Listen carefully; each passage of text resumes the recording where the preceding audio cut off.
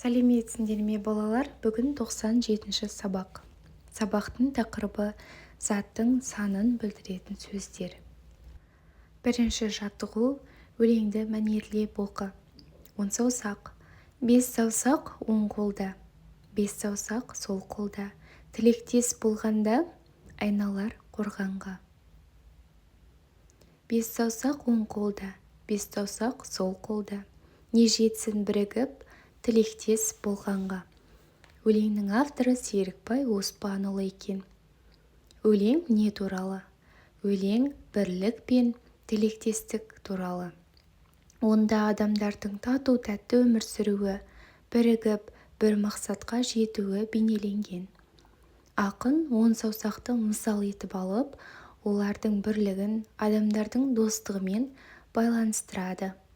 Өлеңнен сан есімдерді тап. Бірінші 5. 5 саусақ оң қолда, 5 саусақ сол қолда. Екінші 10 саны. 10 саусақ өлеңнің атауында жазылған екен.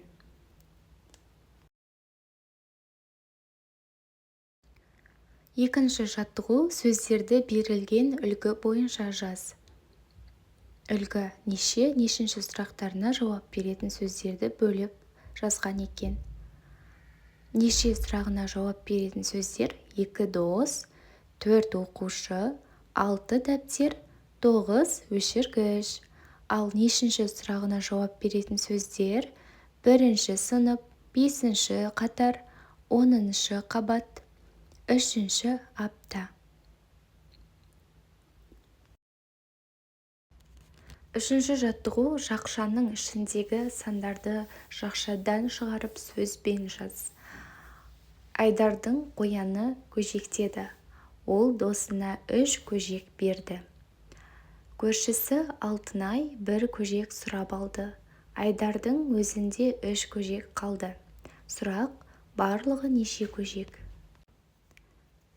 Үшеуін досына берді, біреуін Алтынай алды, өзіне 3-еуі қалды. Сонда 7 көжек. Барлығы 7 көжек. Заттың санын білдіретін сөздер мен сұрақтар. 3. Неше көжек берді? 3 көжек берді. Неше көжек сұрап алды? 1 көжек сұрап алды. Өзінде неше көжек қалды? Өзінде 3 көжек қалды. Барлығы неше көжек болды? Барлығы 7 көжек болды. Балалар, сабағымыз аяқталды. Сау болыңыздар. Каналға тіркеліп кетіңіз.